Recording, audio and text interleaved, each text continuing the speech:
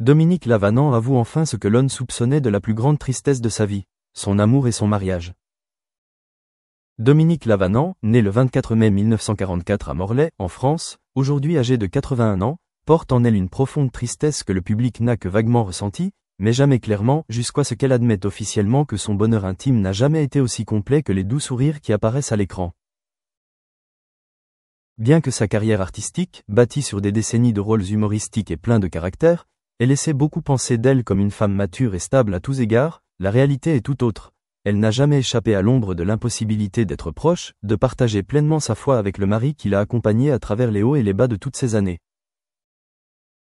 Elle a elle-même confié que sa plus grande souffrance était le sentiment d'être tiraillée entre ses responsabilités professionnelles et le besoin de partager avec authenticité.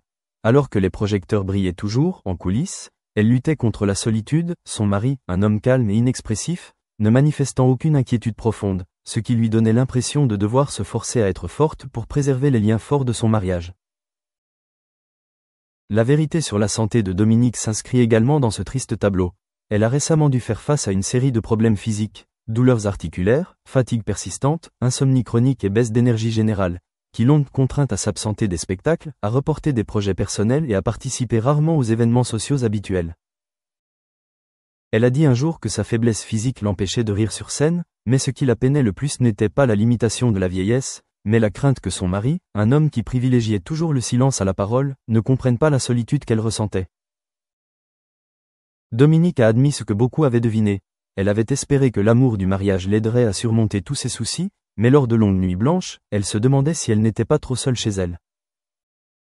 Le manque de communication émotionnelle entre eux deux était ce qui la rendait si triste qu'elle pleurait de nombreuses nuits après que les lumières de la scène se soient éteintes. Dans un moment de courage, elle confia que la plus grande tristesse de sa vie n'était pas l'échec artistique, mais l'absence de véritable soutien. Elle affirmait cependant que son mari avait toujours été sincère et inébranlable. Cependant, le silence et la distance invisible avaient donné à leur relation l'impression que deux âmes vivaient côte à côte sans véritable connexion. Elle racontait que dans ses moments les plus sains, lorsque les rires résonnaient au théâtre, elle se sentait vide, et dans ses moments les plus faibles, lorsqu'elle avait besoin de réconfort, la personne à ses côtés ne pouvait l'exprimer. Cela ne signifiait pas qu'ils ne s'aimaient pas. Au contraire, c'était un amour fondé sur le respect et la sérénité, mais dépourvu de contact spirituel, ce qui la poussait à se demander si un amour secret et profond suffirait à réchauffer son cœur dans ses moments de faiblesse. Les souvenirs des années glorieuses au Moulin Rouge ou sur les plateaux de tournage devinrent peu à peu un luxe. Désormais, elle n'aurait qu'une envie. Tenir la main de son mari, qu'il lui pose une question du genre « Ça va ?» Mais le silence familier la poussait à trouver du réconfort en elle-même. Dominique a admis qu'elle avait l'habitude de blâmer le travail et la pression de sa carrière pour ne pas pouvoir partager grand-chose avec son mari. Mais plus tard, elle a compris que cette solitude n'était pas due à la distance géographique ou aux horaires de travail, mais à un manque d'harmonie entre les âmes au moment opportun.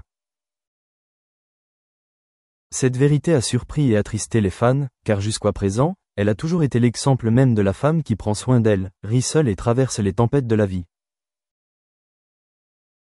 Maintenant, lorsque Dominique admet que sa plus grande tristesse ne vient pas d'une perte visible, mais d'un vide indicible entre deux personnes qui ont passé leur vie ensemble, nous comprenons vraiment que l'amour et le mariage ne se résument pas à partager un battement de cœur, mais aussi à être présent à chaque instant ordinaire. À 81 ans, elle est triste, mais sa tristesse n'est pas un jugement, mais la douleur subtile d'un cœur qui aspire à se connecter, à être entendu et à partager, même si tout semble encore parfait de l'extérieur. Sa vie artistique a enregistré d'innombrables rires et respirations vives, mais cette tristesse est la pièce qui fait de l'histoire de Dominique non seulement une étoile qui brille sans relâche, mais aussi une vraie femme fragile et pleine de corps qui sait admettre que même si elle a atteint le sommet, elle a encore besoin de quelqu'un pour dire les 3 mots « Je te comprends ». Dominique Lavanant, après avoir avoué la tristesse latente qu'elle a tenté de dissimuler pendant des années, nous dévoile une autre facette d'elle-même, non pas l'artiste confiante qui se met en scène avec un rire chaleureux, mais une femme qui a connu la vulnérabilité et le désir d'être comprise. L'amour et le mariage, deux concepts apparemment paisibles et familiers, se révèlent plus complexes que les rôles exigeant une parfaite maîtrise de l'interprétation qu'elle a interprétée.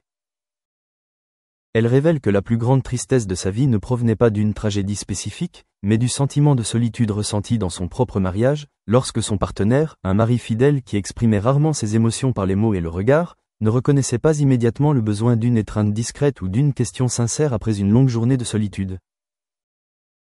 Bien qu'il ait toujours été là et ne soit jamais parti, son silence est devenu un vide invisible entre eux qu'elle ne pouvait combler ni par le sourire ni par le jeu d'acteur. Ce fossé n'était pas dû à un manque d'amour, mais à un manque de connexion réelle.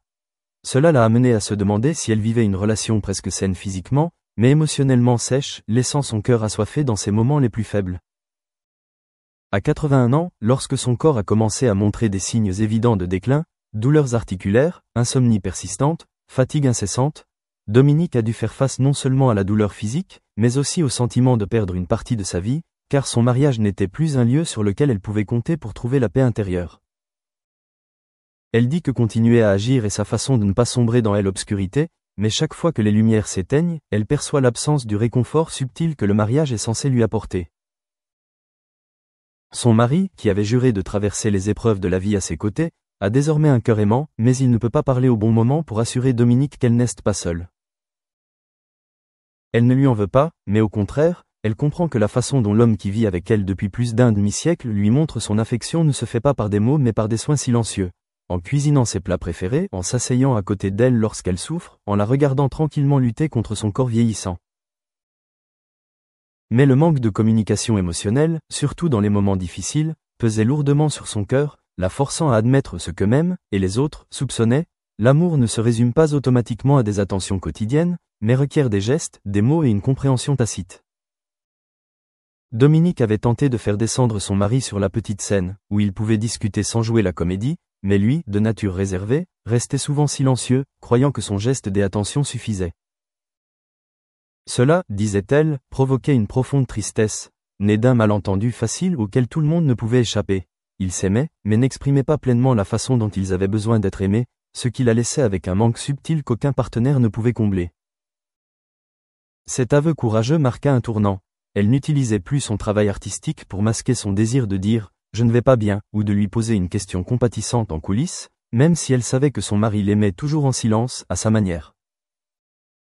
Elle a compris que le mariage ne se fonde pas seulement sur le respect et la présence, mais exige aussi des réponses émotionnelles opportunes à chaque instant de fragilité.